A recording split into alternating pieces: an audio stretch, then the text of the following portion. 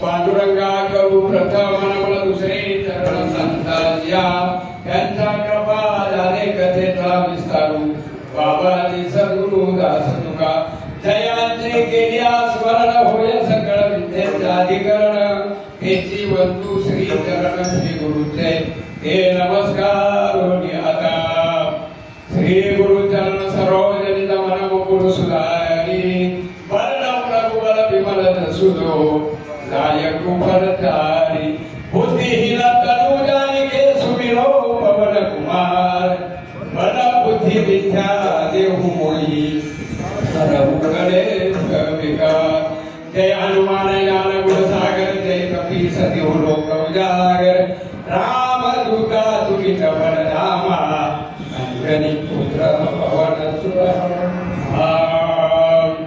मस्तक हे पाया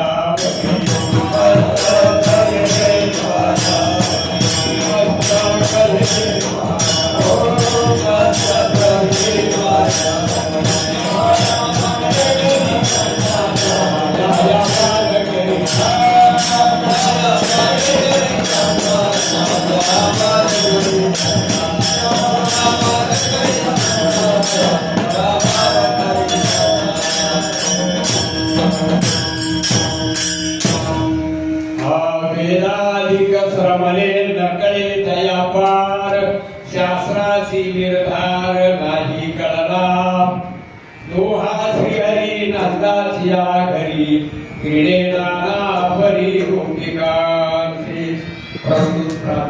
प्राप्त प्रसंगी या श्री क्षेत्र वेरूळ भगवान भोले बाबाच्या या पवित्र सानिध्यामध्ये हा भव्य आणि दिव्य असा नामयज्ञ सोहळा गेली 40-45 वर्ष झाली या ठिकाणी हा नित्य रामयज्ञ सोहळा दर 3 वर्षांनी एक अशा प्रकारचं काल सांगितलं बाबांनी 14 वेळेला या ठिकाणी म्हणजे 14-42 बरोबर 42 वर्ष या कार्यक्रमाला झालेले आहे. बाबांनी या ठिकाणी हा चालू केलेला हा त्रयदिनी 3.5 दिवसाचा हा सोहळा आणि त्र्यंबकेश्वर आश्रम बाबांचा स्वानंद आश्रम त्र्यंबकेश्वर या त्र्यंबकेश्वराचे सर्व ट्रस्ट मंडळी तसेच ज्येष्ठ साधक ही सर्व मंडळी या कार्यक्रमासाठी आपला अमूल्य असा वेळ त्या ठिकाणी समर्पित करतात आणि कार्यक्रमाचंही भव्य आणि दिव्य असं स्वरूप 3 दिवसात 3.5 दिवसात आम्हाला पाहायला मिळालेलं आहे.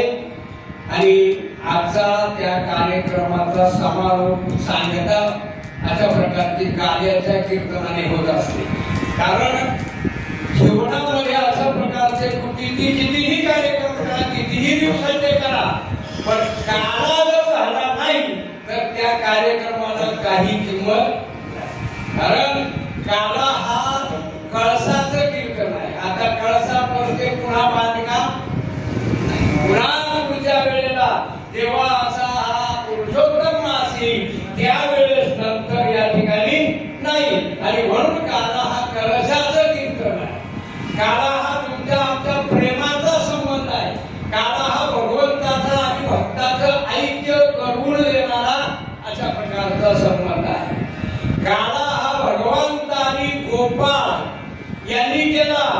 आणि तो प्रसंग अशा प्रकारचे पुढे पुढे चालत आलेला आहे.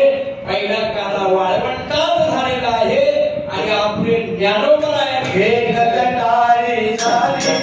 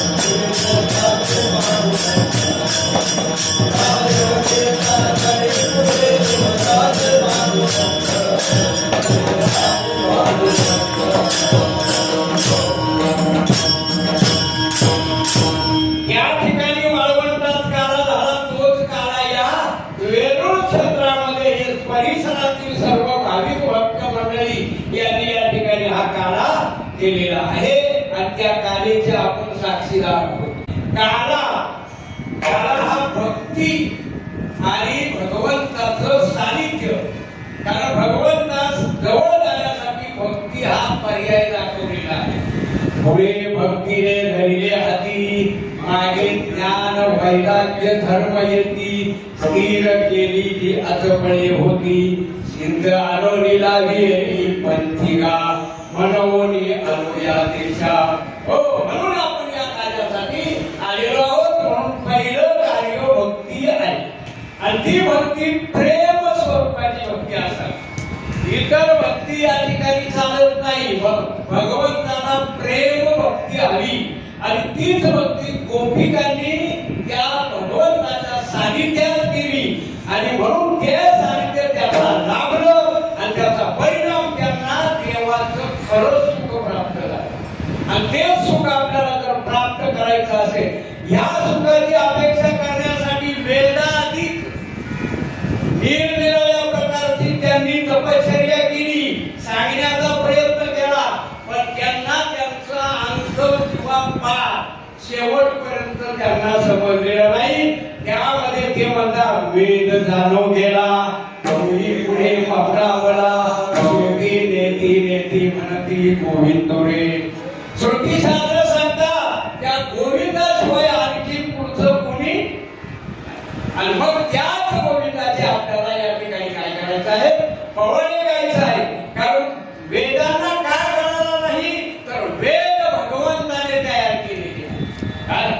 वेदांना तयार करण्याचं निर्मिती भगवंताच्या सांगतात की झोपलेल्या अवस्थेमध्ये जे घोरते माणूस, ते घोरण्यापासून आपल्याकडे वेगळेच आहे काहीतरी, पण भगवंत घोरले त्याच्यातून जे निघाले स्वर त्याचे वेद तयार झाले. आणि म्हणून अशा प्रकारची ज्याच्यापासून उत्पत्ती झालेली आहे ते त्या उत्पत्ती करणाराचं बळी जाऊ शकत नाही. कसं मातेची वय, मातेचं वय कसं बाळक नाही का, गर्भातलं बाळ आले त्याला आईचं वय कळणार, तसं वेद हे भगवंताने तयार केले आणि त्यामुळं त्या वेदांना भगवंताचा नाव लागलेला नाही. कारण भगवंत स्वतः त्याची कबुली देतात, स्वतः म्हणतात म्या बोलविल्या वेद बोले, म्या चालविल्या सूर्य झाले, म्या हलविल्या प्राण आले, जो जगाते या विश्वाला जो चळवळण करतो तो प्राण माझ्यामुळे चळवळण करतोय. हो, पर्वती पैठकान सांडावी, समुद्रे रेखान ओलांडावी, पृथ्वी या भूते व्हावी हे आज्ञा माझी. हो, जो काळ प्राणी मात्राचं भक्षण करतो त्या काळाला सुद्धा भगवंताने वचन घालून ठेवलेलं आहे. त्या काळाला सांगितलं जिथे माझा नाम घोष करतात त्या ठिकाणी तुम्हाला जाता येणार. आणि म्हणून वेदांना त्या भगवंताचं श्रेष्ठत्व जाणता आलेलं नाही. श्रुती सांगतात की आम्हालाही त्याचं ज्ञान नाही आणि शास्त्र तो एक एकमेकाची भांडण करतात. काय करतात, तो तो मोठा हा मोठा. शास्त्राने एका देवाचं वर्णन केलेलं नाही, अनेक प्रकारे वर्णन शास्त्रामध्ये आलेलं आहे.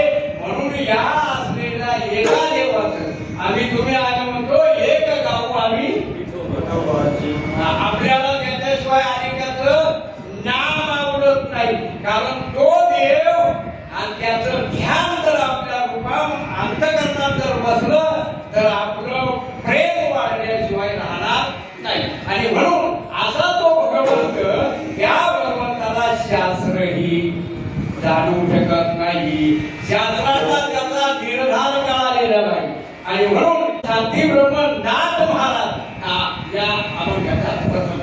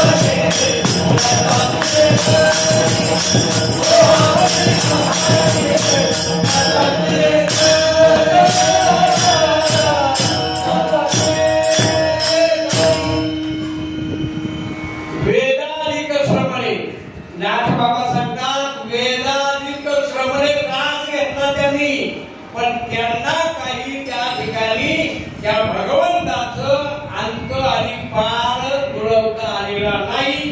कारण त्या वेदाची निर्मिती त्या भगवंताने केलेली आहे. म्हणून शास्त्र पुण्याने तयार केले. आता ज्या वेदांना एवढं मोठं त्या वेदांचं त्या वेद जाणण्यासाठी गेले, हे कितीतरी आयुष्य घालवलं, पण वेदांचा अभ्यास त्यांना करता आलेला नाही. साधू संत गेले, वेद मार्गानेच गेले, तिथं त्यांनी आनंद उपभोगला. त्या वेदांचं महत्व कोणाला कळालं नाही. ते वेद ज्या इथं भगवंताच्या स्वरूपाचं निरीक्षण करत नाही, त्या ठिकाणी सामान्य शास्त्र काहीच करू शकतात.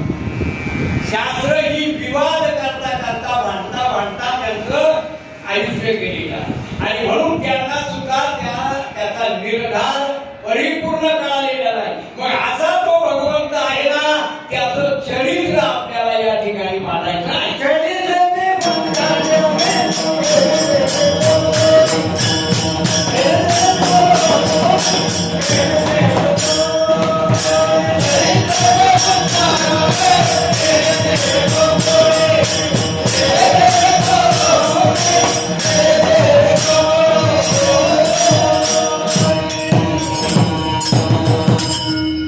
चरित्र ते उच्चारावे केले देवे, देवाने गोकुळात केलेल्या चरित्राचा आपल्याला उच्चार करायचा आहे.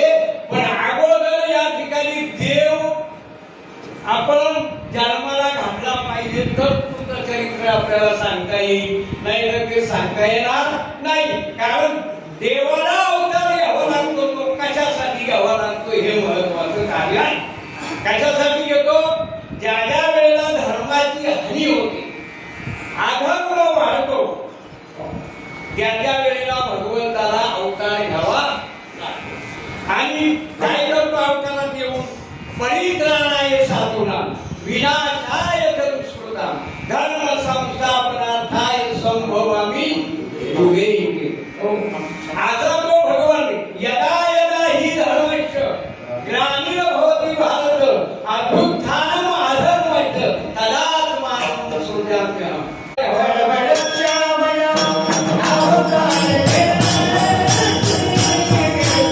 I'm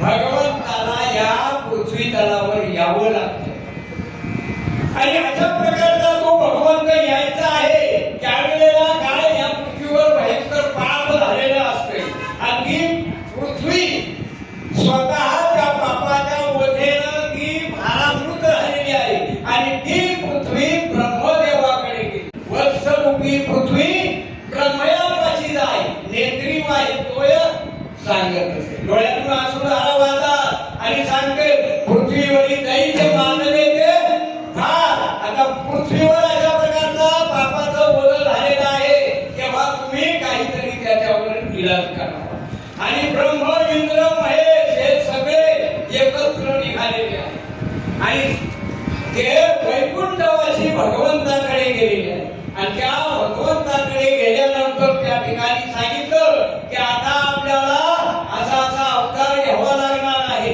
तेव्हा भगवंताने ठरवलं की आता आपण मागच्याही अवतारामध्ये येऊन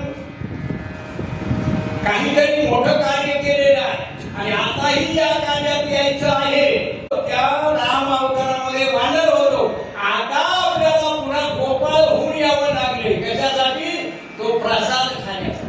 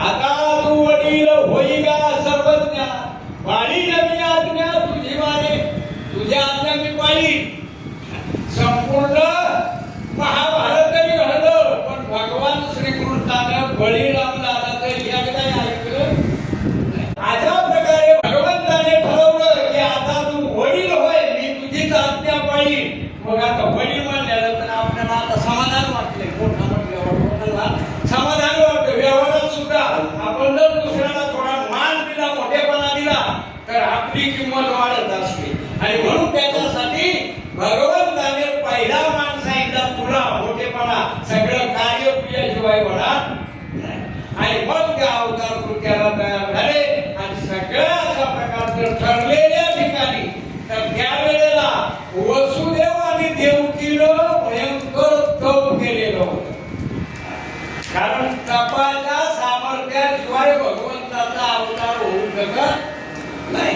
कोणाला मला सुद्धा होता तपाचे सामर्थ्य कपिलीला अमुक चिरंजीव कल्प वैकुंठीला दे वैकुंठात चिरंजीव ठरला जातो पण त्याला कारण काय आहे कप आहे आणि म्हणून ते कप आपल्या जवळ असावं लागतं आणि त्या तपाच्या सामर्थ्याशिवाय काही घडू शकत नाही आणि म्हणून या भगवंताने त्या देवकी आणि वसुदेवाला वचन दिलेलं होतं की तुम्ही म्हणता त्याप्रमाणे मी तुमच्या उदरी जन्म घेणार आणि याप्रमाणे ठरलं आणि त्या कंसाने आपली बहीण देवकी वसुदेवाला देण्याचं ठरवलं लग्न ठरलं लग्न झालं नाही लग्न लागलं आणि वरात निघाली वरातीमध्ये एवढा उपाय होता त्या कंसाचा पाठीमागं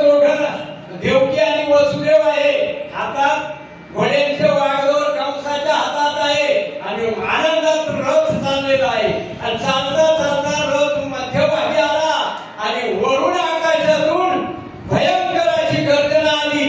अरे तू ज्याच्या लग्नाची वरात घेऊन चाललाय त्या तुझ्या बहिणीच्या पोटी जो 8वा मुलगा येणार आहे तो तुला नाश करणार आहे. आकाशामधून त्या आकाशवाणीनं त्या ठिकाणी सांगितलेलं आहे.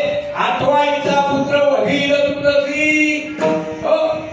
वधील म्हणल्याबरोबर कंस घाबरला आणि त्याने माग पाहिलं आणि हातात तलवार घेतली आणि लगेच घेऊन या खड्ग मारया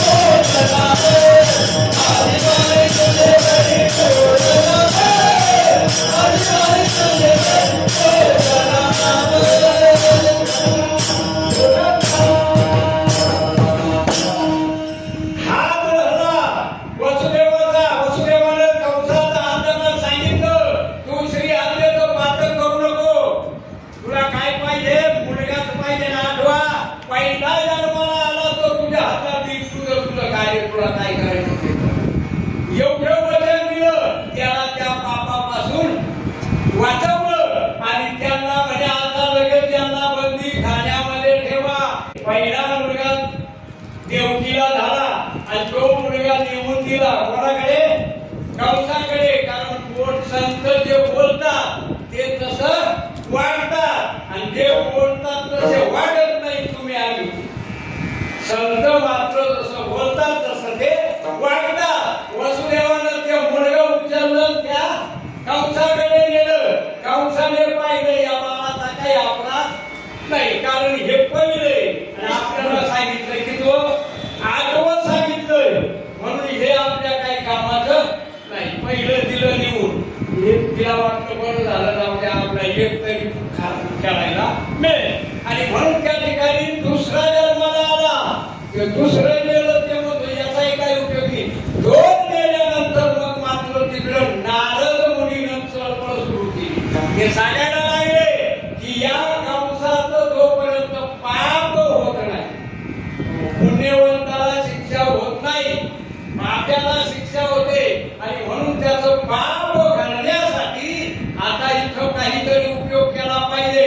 देवाधिकांनी सभा घेतली आणि सांगितलं नारदा तुम्ही कुठं जा मृत्यूलोकामध्ये कंसाच्या राजवाड्यात जायचं आणि तिथे त्याला या हत्या करण्यासाठी प्रवृत्त करायचं. कारण पहिली हत्या त्याने देवकीची केली नाही. आता 2 मुलं झाले त्यांची हत्या केली नाही. आता जर असं जर हत्या होत नसेल तर त्याच्यावर कुठल्या प्रकारचा हत्या आपल्याला करता येणार नाही. आणि म्हणून त्या ठिकाणी गेला आणि कंसाला नमस्कार केला.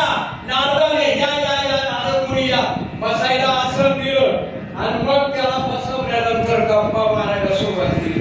ते म्हणे तुमचं डोकं ठिकाण्यावर आहे का म्हणे. कोणाला म्हणतात कंसाला म्हणतात नारद मुनी तुमचं डोकं ठिकाण्यावर नाही म्हणे. काय झालं अहो ते जन्माला आलं ना ते लगेच जिवंत ठेवायला नको.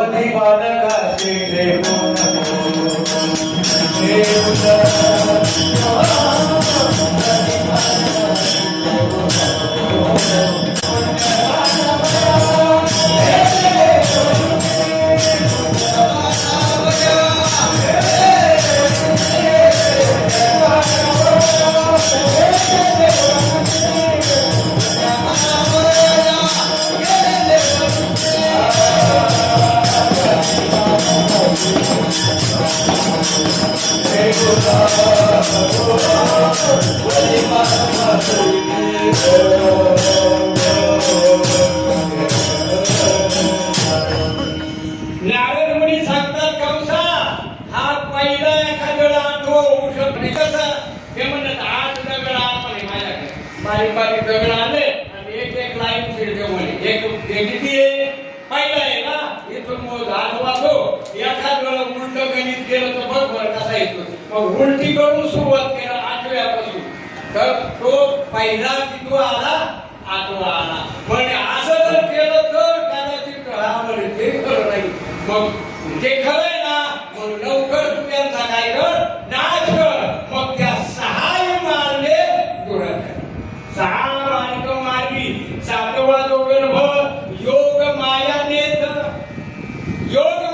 तो गर्भ नेला आणि या असलेल्या नंदराजाची दुसरी पत्नी रोहिणी तिच्या उदरामध्ये नेऊन टाकलेला हे कार्य कोणालाही करता येत नाही हे फक्त त्यानेच करावं भगवंताला ह्या गोष्टी करायला काही अडचणी नाही याच्यातला गर्भ त्याच्यात टाकला आणि तिकडं नसलेली बाई गर्भवती झाली तिला गर्भच नव्हता ती बाई गोकुळामध्ये गर्भवती झाली आणि तिकडे 7वा मुलगा आणि त्या ठिकाणी बळीराम दादा प्रगट झालेला आहे म्हणजे तो पहिला वडील आहे आणि मग 8वा भगवंत त्या ठिकाणी यायचा आहे बाहेर आणि म्हणून त्या भगवंताने आयोनी संभव लोहे काही श्रमी नाम याचा स्वामी प्रगट रूपाने त्या ठिकाणी 8 वर्षाची मूर्ती झालेली आहे आणि ते 8 वर्षाची मूर्ती पाहिली त्यावेळेला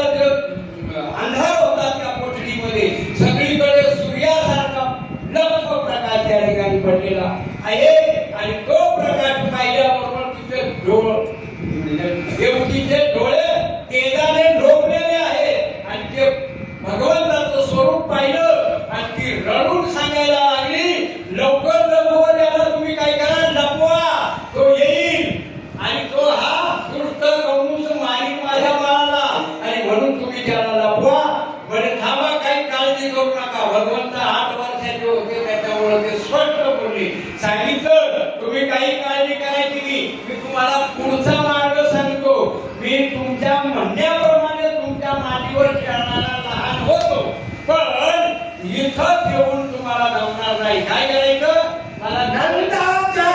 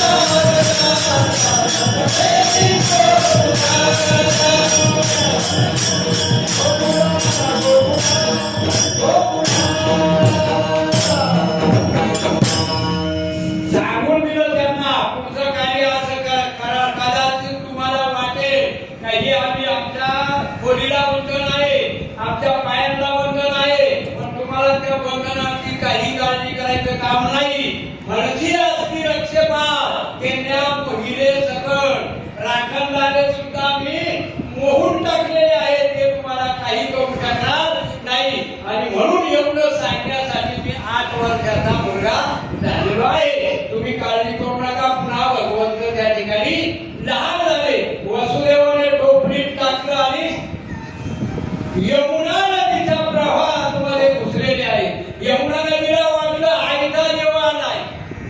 आयता कोणाला नकोय पण आपण तरी दिली आयताही घ्यायला तयार देव घ्या कोणी देव घ्या कोणी देव घ्या कोणी देव घ्या कोणी देव घ्या कोणी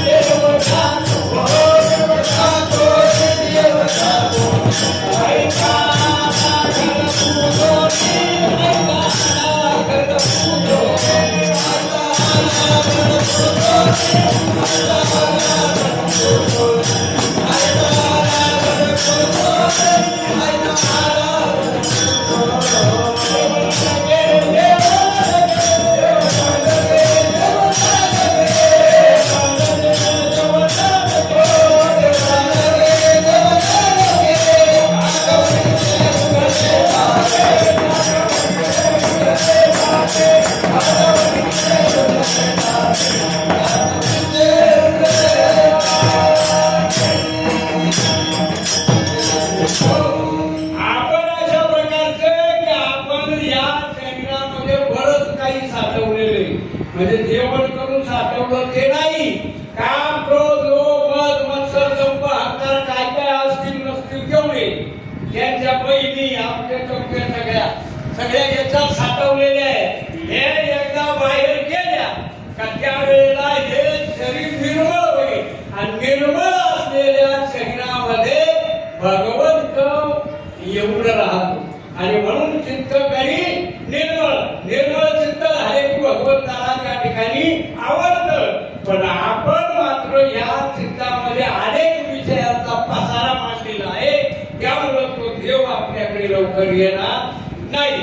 पण भगवंत ज्या वेळेला उचलला आणि यमुनेमध्ये गेला त्यावेळेला यमुना मैयाला वाटलं आईचा आलाय, त्याचं दर्शन जर नाही घेतलं तर मी दुर्भाग्य, माझं भाग्य दर्शनाशिवाय भाग्यवान नाही. म्हणून ती उचंबळून व्हायला लागलेली आहे, दुथडी व्हायला लागली.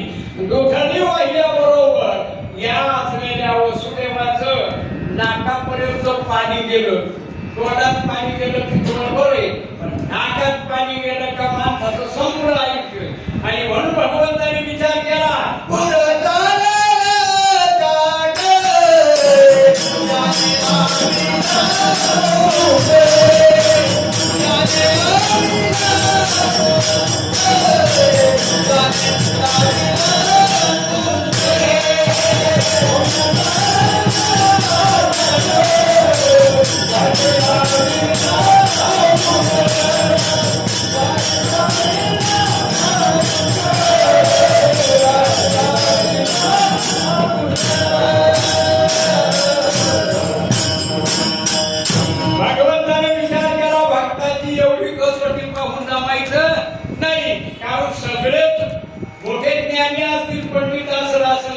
काही काही माणसं अज्ञानी सुद्धा आहेत, तो सुद्धा आपल्या बरोबर करून गेला पाहिजे.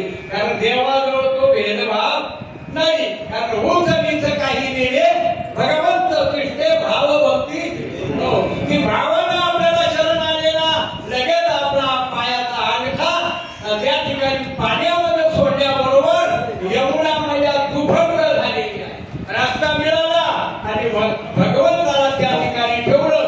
तिथे असलेली माया तिथं उपजलेली होती. त्या मायेला उचललं आणलं त्या ठिकाणी भगवंताला ठेवलं आणि माया उचलल्याबरोबर त्या वसुदेवाला दुःख प्राप्त झाले. कारण माया जोपर्यंत आपण घेतलेली नाही तोपर्यंत दुःख आपल्याला, माया आपण डोक्यावर चढवली तर आपल्याला दुःख लागलं जातं. आला नदीच्या ह्या बाजूला आल्यानंतर जिथं होता तिथं आल्याबरोबर सगळे बघत नसल्या तसे कड्या लागल्या, कोंडे लागले, पहारेकरी झोपलेले होते ते सुद्धा निद्रित जागे झाले. आणि त्या ठिकाणी मायेनं भयंकर आकांत सुरू केला, रडायला लागली. आणि रडण्याच्या आवाजाने ते उठले आणि धावत कंसाकडे गेले. कंसाला सांगा तुला आठवा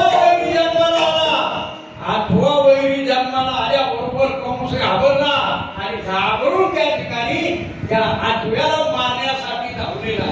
तिथं गेला तर पाहिलं तर ती मुलगी उचलली, हे मला मारणार आहे म्हणून तो रागा बाहेर फिरवीत आला.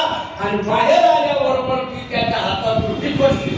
सांगितलं तुझ्यासारखे हजारो भक्त आतापर्यंत मी वाट लावली, तुम्हाला आकळू शकत नाही. कारण मायेतून जाणारा एखादा विरळाच आहे. भगवंताची जी माया आहे ती माया धरून जाणं सोपं काम नाही. भले भले पोहणारा ती उलटून मारते. तिचा कान इतका भयंकर आहे का त्याच्या पलीकडे जाऊनच देत नाही.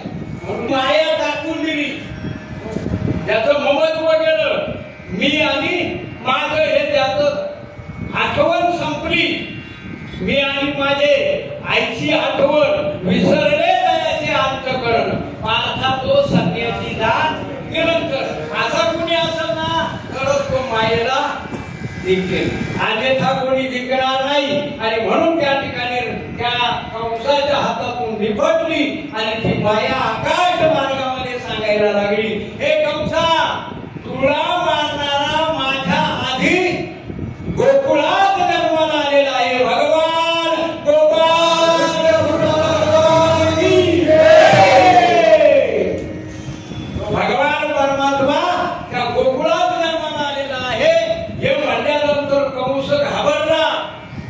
आता इकडे गोकुळामध्ये एवढा काही मोठा आनंद झालेला आहे.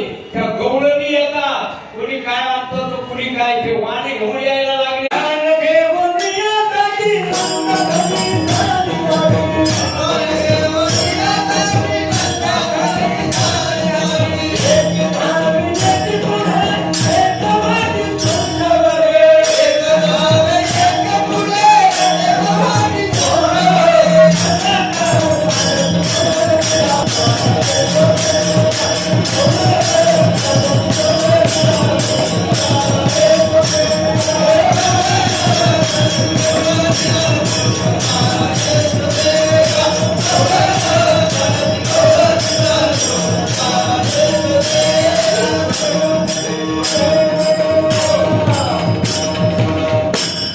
गवळणी त्या ठिकाणी येत आहे आणि त्या भगवंतांच्या रूपाला पाहून त्या भुलल्या आणि त्याचा परिणाम त्या सारख्या त्या नंदाच्या वाड्यामध्ये यायला लागलेले आहे. आणि तोही भगवंत त्यांच्या रूपाकडे पाहून त्याच्या निरनिराळ्या प्रकारच्या क्रीडा करायला लागलेल्या आहेत.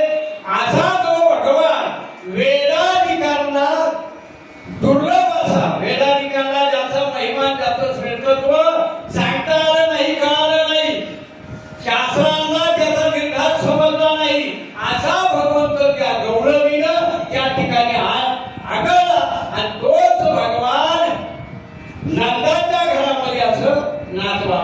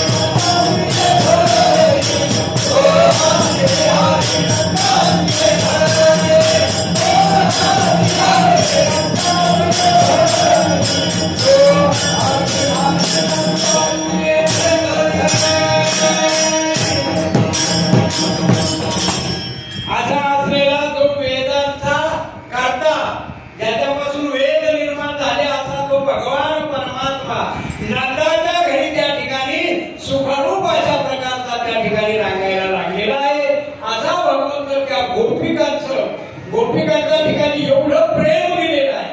अहो साधारण आयुष्य केलं.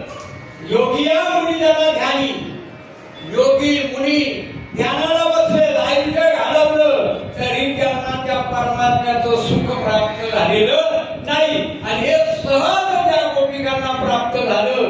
केवढं मोठं पुण्य असेल.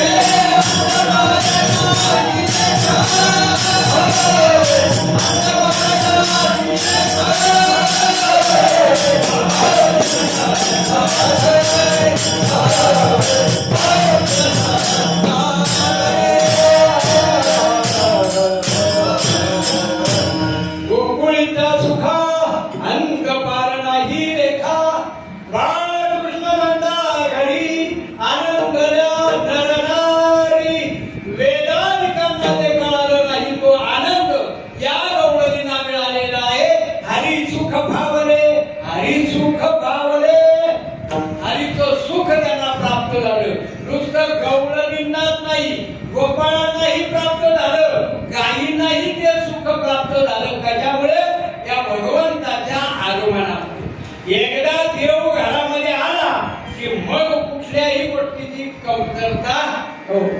देवघरा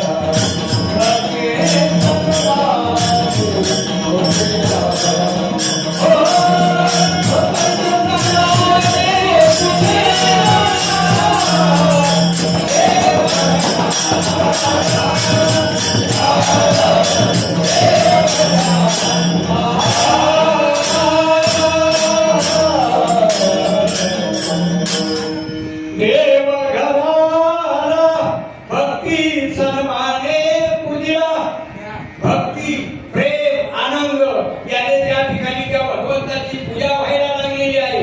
त्या गवळणींना ते सुख प्राप्त झालेलं आहे, प्रेम नावाचं सुख. आणि त्या प्रेम सुखामध्ये त्या गवळणी एवढ्या वेगळ्या झाल्या का ते काय करायचं घरी सगळं काही टाकून द्यायची काम हातातलं आणि रिकामे हाते करून का पाण्याचं निमित्त करून पुढे यायला लागल्या त्या भगवंताला पाहण्यासाठी यायला लागलेल्या. आणि असा तो भगवंत त्या ठिकाणी राहायला लागलेला.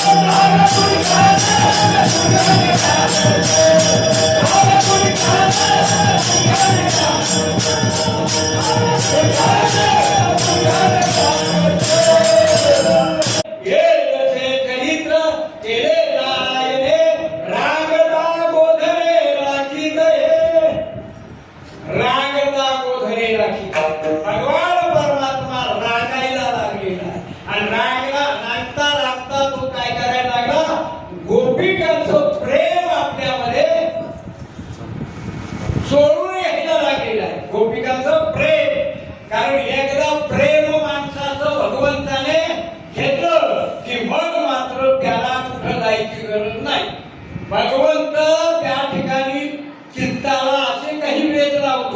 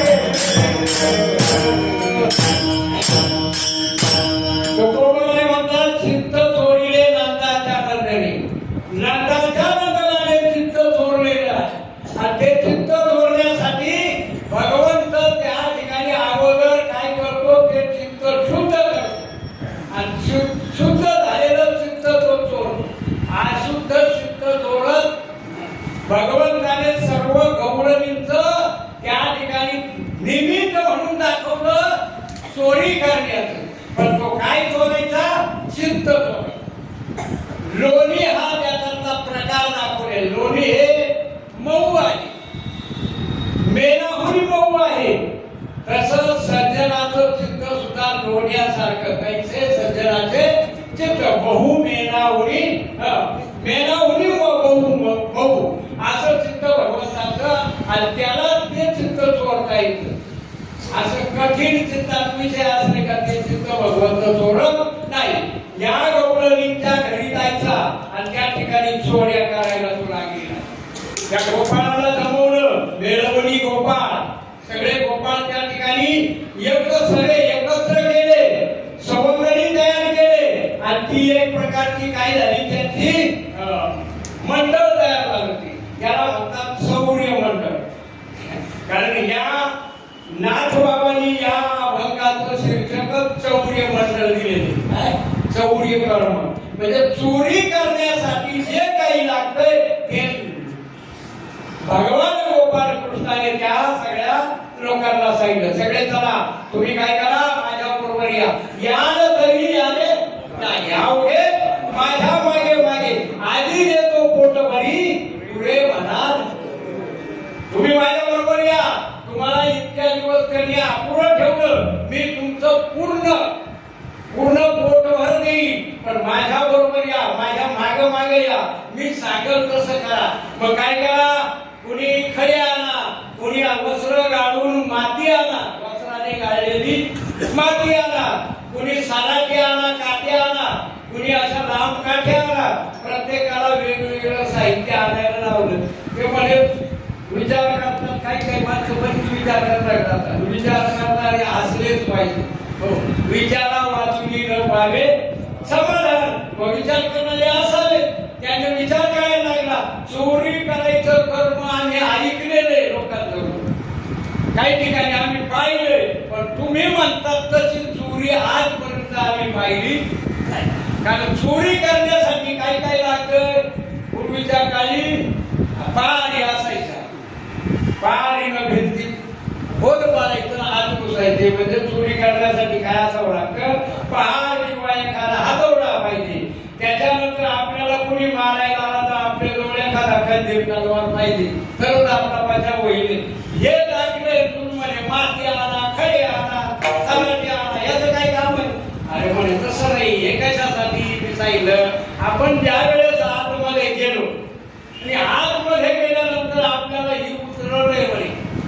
त्याच्यामध्ये काही वेळाला बाया एवढ्या हुशार का ते मोकळं मडकं ठेवतात आणि मग तिथे एखादं भरलेलं असेल, बाकी सगळे मोकळे राहतात. आणि म्हणून आपल्याजवळ खडे त्याचे बायकांवर मारायचे. जे असं ठकठक वाजलं तर त्याच्यात काही नाही समजायचं, मग ते फोडायचंच नाही. आणि जे बदबद वाजलं का ते फोडलं का मग तिथं जाऊन असं दोघं घ्यायचा, असं कोपरा हात लावायचे, असं प्यायचं, याने कोकणा लावायचं, दुसऱ्याने प्यायचं. असं करावं लागेल म्हणे. त्याच्यासाठी आपल्याला पाहिजे. पण कदाचित त्या आवाजाने जर गवळण जागी झाली आणि जर धावत तर काय करायचं, म्हणजे ती जर आली तर तिच्या मार्गामध्ये काटे टाकायचे. ते म्हणे काटे टाकलं ते बरोबर आहे, पण आता त्या बाया चुनीपर्यंत चपला देतात नाही का.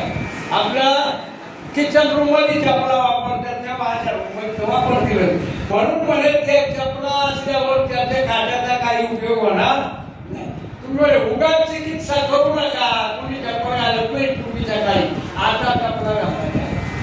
तर मग म्हणे जर अजून पुढे आली ती तर तिच्या डोळ्यामध्ये ती माती टाकायची.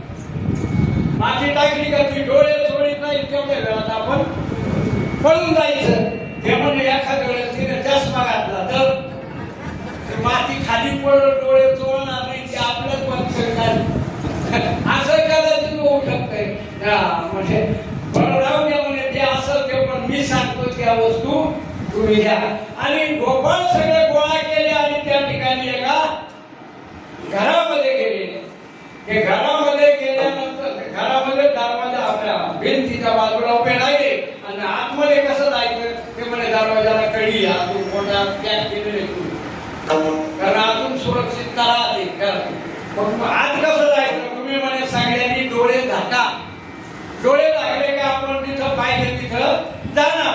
आणि म्हणून डोळे झाकले लगेच तेवढे गोपाळ आणि भगवंत आतमध्ये गेले. आतमध्ये गेल्यानंतर त्या ठिकाणी त्यांनी काय खायचं ते खाल्ले आणि पुन्हा त्यांना डोळे झाकले आणि निघून आले. अशा प्रकारचं त्यांना अनेक प्रकारचं खायला दिलेलं आहे. आणि त्यावेळी त्या गोपिकांचं पूर्ण लक्ष लागलं की हा भगवंत गोपाळ कृष्ण काय करतो, लहान लहान पोरं जमवतो आणि काय करतो, आपल्या घरामध्ये ढाळ घालतो आणि आपलं सगळं काही तो काय करतो, चोरून देतो. आणि म्हणून ही मंडळी त्या गोपिकांचं प्रेम त्याने आकर्षण केलं आणि त्या आकर्षण केल्यानंतर त्या तिसऱ्या चरणात सांगतात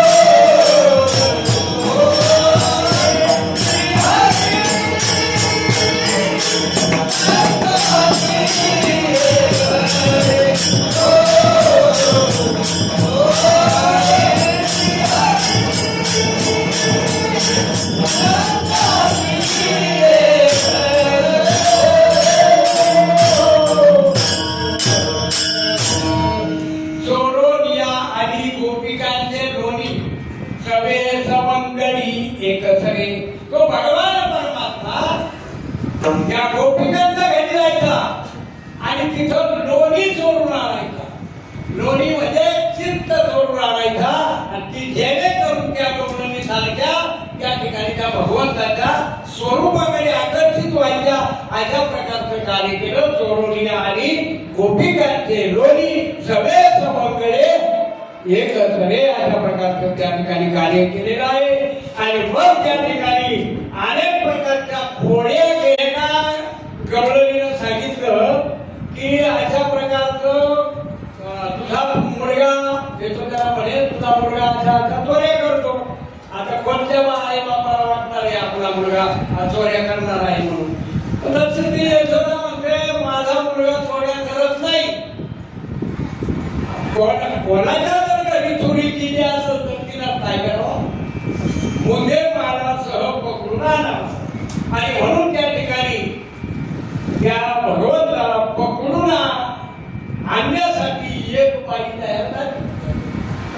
आणि त्या ठिकाणी म्हणे मी त्याला पकडून आणते तेव्हा तुझे डोळे उघडते कारण तुला प्रत्यक्ष पुरावा असल्याशिवाय तू मानणार नाही. आणि म्हणून त्या ठिकाणी ती गवळणीने सांगितल्याबरोबर गोपाळांना सांगितलं भगवंताने काय करा तिला आपली प्रतिज्ञा केली ना तिचा नंबर आपल्याजवळ असू द्या. त्याचा नंबर घेऊन या म्हणजे त्याच्या घरात काहीतरी खून करावी.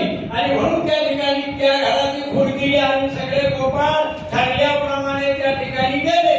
आणि त्या ठिकाणी गेल्यानंतर त्या गवळणीचं जेवढं काही होतं ठेवलेलं जे मुलांना कधी आयुष्यात त्यांनी दिलेलं नाही ते सगळं त्यांनी पोटभर खाल्ले. आणि सगळ्यांना सांगितलं आता तुम्ही काय करा बाहेर जा निघून. कसं डोळे झाका बाहेर जायला मार्ग काय फक्त डोळे झाका. ही आपल्याला माहित असतं आपण नाही करत नाही का म्हणून ती युक्ती आपल्याजवळ नाही. भगवंताने सगळ्यांना डोळे झाकायला सांगितले आणि सगळे गोपाळ बाहेर एकटाच बाबा राहिला. एकटाच राहिला ना मग ती त्या आवाजाचा ऐकून मग त्या जागे झाले ते खूप. आणि धर्म त्या बाईने सापडला का नाही म्हणे सापडला म्हणे. आता आणि म्हणून त्याला बाहेर काढला तिथं. बाहेर काढला तोपर्यंत ठीक आहे, रस्त्याने चालवला तोपर्यंत बरोबर आहे.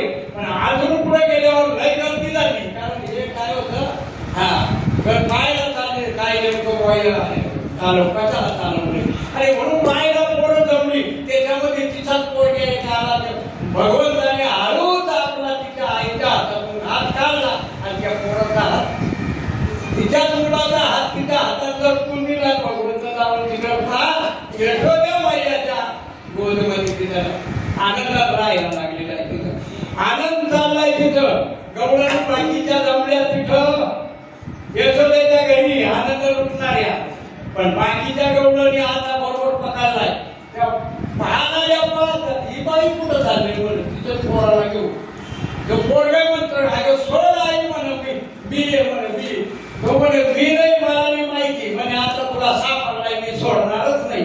स्वतःचाच मुलगा गेला कुठं जवळ गेला. यशोदा बाहेर आली. म्हणे काय झालं तुझ्या मुलाने काय केलं. अगं तुझा मुलगा आहे तो, माझा नाही म्हणे. तो तुझा मुलगा आहे, माझा तो खेळतोय पाण्यामध्ये म्हणे. यशोदा म्हणते माझा कृष्ण पाण्यात खेळतो आणि हा कोण आहे, हा का तुझाच मुलगा आहे. तेव्हा लोकांनी सांगितलं अगं तुझाच आहे, तुझ्या डोळ्यावर फक्त भ्रम काढून टाक, तो तुझाच मुलगा आहे. अशा प्रकारच्या खोड्या केल्या. यशोदेने असं ठरवलं, लोकांनी आपल्याकडे तक्रार आणायला लागली.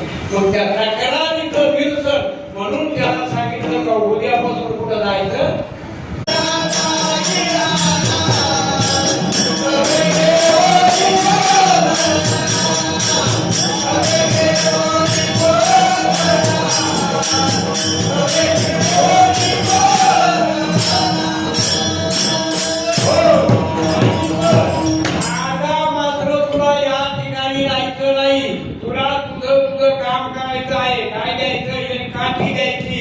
कांबळी घ्यायची कशासाठी, कांबळे एखाद्या ठिकाणी आथरायची, त्याच्यावर बसायचं आणि काठी जनावरं पळायला. या सगळ्या गायी घेऊन जायच्या. नंदाकडे 9 लाख गायी होत्या. 9 लाख 9 लाख अशा गायी नंदराजाकडे. ईश्वर गोपाळांच्या वेगळ्या, त्याच्या गायी वेगळ्या. मग ह्या सगळ्या गायी घेऊन जायच्या रानामध्ये आणि त्या रानामध्ये गेल्यानंतर ह्या गोपींना मात्र करमत नाही. कारण त्यांचं चित्त कशावर होतं, भगवंत. आणि भगवंत त्या ठिकाणी आहे ना, त्या ठिकाणी आता राहिलेला नाही. भगवंत कुठे आहे, रानात आहे. आणि म्हणून या गवळणी त्या ठिकाणी त्याला पाहण्यासाठी अनेक प्रकार त्या ठिकाणी करायला लागलेले आहेत. एक गवळण अशा प्रकारे त्या ठिकाणी हांडे रिकामे करून पूर्वीच्या काळी हांड्यानं पाणी व्हायचे. आता नळाला पाणी येते, म्हणजे घरातून पाणी. पूर्वीच्या काळी मात्र माठ घेऊन जायचे. हांडे नव्हते पूर्वी, काय होते, माठ होते. तो माठ घेऊन चालली आणि चालता ती नेमकी राधिकाच होती त्या ठिकाणी. कारण तिचं एवढं काही भगवंतावर प्रेम होतं की राधिका रस्त्यामध्ये आणि यांचा त्या रस्त्यामध्ये काय चालला होता, चेंडूचा डाव चालला होता. आणि चेंडूचा डाव चाललेला आहे त्या ठिकाणी. नसलेला चेंडू त्या राधिकेच्या निर्यामध्ये भगवंताने अडकवला. हे पाहिलं कोणी, यशोदा मैयाने पाहिलं. म्हणे हे काय करतो, असा बाया माणसाला हात राहतो, ही गोष्ट खरी म्हणे.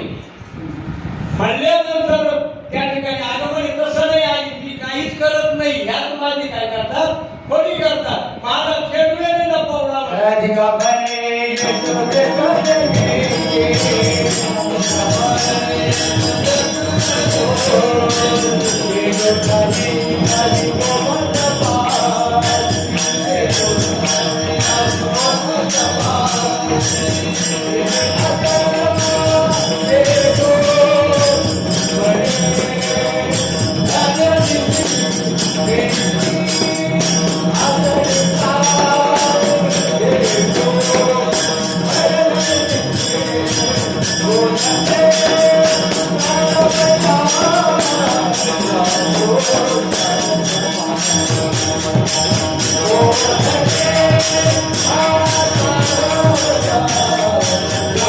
Oh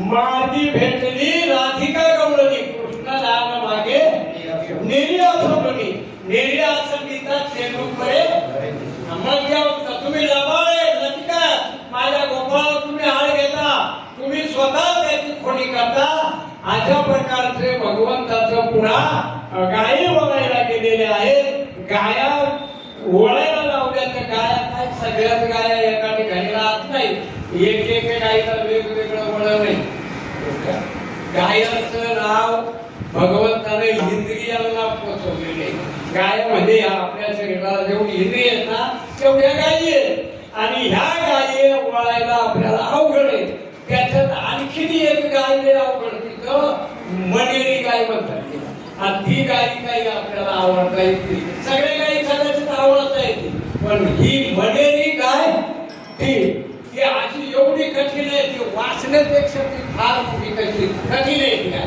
त्याच्यामध्ये वासना ओढाळ गाय गड्याने वासना ओढाळ गाय जाऊ नये तिकडे जाय खाऊ नये ते काय हिचा धरून मोडा बाप्पा वासना ओढाळ गाय गड्यानो वासना ओढाळ अशा प्रकारची ती इंद्रिय आणि आपल्या ताब्यात येत नाही फक्त एकच काय केलं पाहिजे काय त्या भगवंताला आपण चित्त समर्पित केलं की मग मात्र त्या ठिकाणी आपल्याला काही वळायची काही गरज नाही तो भगवंत आपोआप सगळ्या इंद्रियाला काय देतो ते बरोबर कार्य करून घेत जातो आणि म्हणून नाथ बाबा शेवटच्या चरणात सांगतात एका जनार्दनी खेळत असे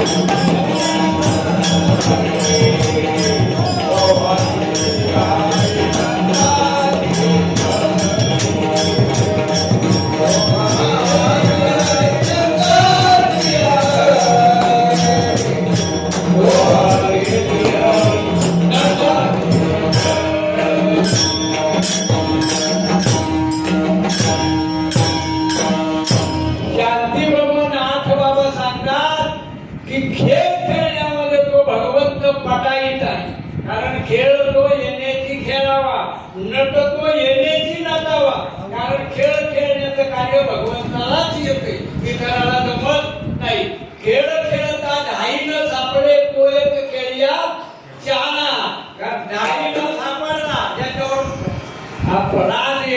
पूर्वीच्या काही म्हणायचे याच्यावर राजा आलं असं सापडतच नाही तो खरा खेळच्या आला सांगतात म्हणून खेळतो पण आगमा निगमनाही न कळणारा ज्याच्याजवळ ही सृष्टीची रचना करण्याचं सामर्थ्य आहे त्यालाही भगवंताचं महत्व कळालेलं नाही त्याने सुद्धा काय केलं भगवंताचं कर्तृत्व पाहण्यासाठी त्याने सगळ्या गोपाळ गवळणी पुढे नेले गोपाळांनी त्या गायी पुढे नेल्या त्याच्या ब्रह्मलोकात नेल्या आणि त्या ब्रह्मलोकामध्ये वर्षभर पिना सायाचे सांभाळल्या अहो महिनाभर तुम्ही गायी नाही सांभाळला त्याने किती दिवस वर्षभर सांभाळल्या बिना सायाचे आणि पुन्हा येऊन पाहिलं तर इकडं त्याच्या गायी तशाच आहे मग शेवटी शरणागती पत्करली त्याचं श्रेष्ठत्व आगमा निगमा नाही कळत नाही आणि म्हणून असा तो भगवान डोहाळे श्री हरिनंदाची या घरी किडे नानापुरी गोपीला विठोबा Oh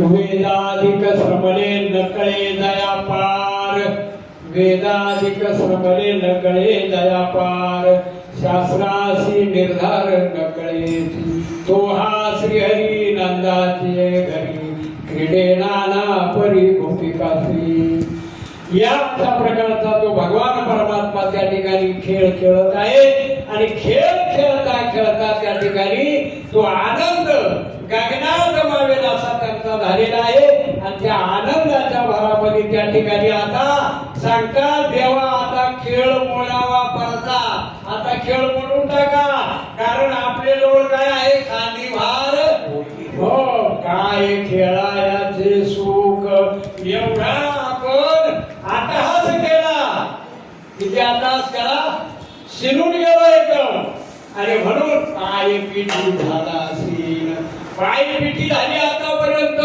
आपल्याला त्याचा त्रास झालेला आहे आणि खांद्यामध्ये आपला भार आहे तो आता आपल्याला मोकळा करायचा आहे आणि म्हणून सगळ्यांनी त्या ठिकाणी काय केला सांगतात की सगळे आपल्या आपल्या भाकरी सोडा आणि असं गोल बसा त्या ठिकाणी सगळे एकत्र ज्यांनी आणलेला होता प्रसाद तो प्रसाद सगळा या प्रसादात मिळवला कारण सगळ्यांचा त्यामध्ये काय असावा लागतो सहभाग असावा लागतो कारण सगळ्यांच्या याच्यामध्ये हा काला असतो कारण भगवंत आणि भक्त या दोघांनी मिळून एका ठिकाणी काला केला त्यावेळेला आपणही होतो आताही आपण या ठिकाणी तसेच आहोत आणि तो सगळे अवघ्या सोडी याला आजचा दही काला घोमटा आजचा हा दही काला अतिशय श्रेष्ठ या सर्व मंडळीनं 3.5 दिवस फार मोठं परिश्रम घेतलं त्यांना द्यावे तितके धन्यवाद कमीच आहे तुम्ही सर्वांचा नाम उल्लेख नाही सर्वांच्या चरणावर मी या ठिकाणी दंडवत करतो आणि या ठिकाणी सगळा